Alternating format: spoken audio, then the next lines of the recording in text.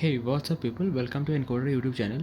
Today I will be showing you what I have made using ESP32. Basically, it is a prototype of a Wi-Fi scanner. This is a ESP32 module.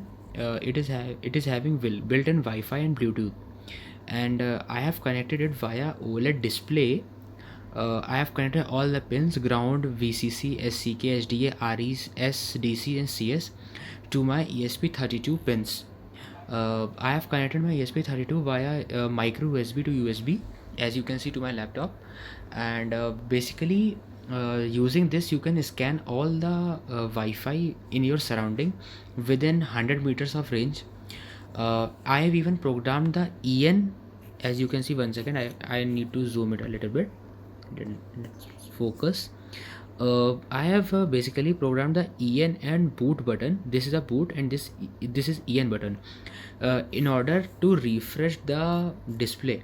Like if I press EN, then you can see the display refreshes and shows the new Wi-Fi in the surrounding. As you can see, it is refreshed and it is also showing the dBm of each Wi-Fi channel.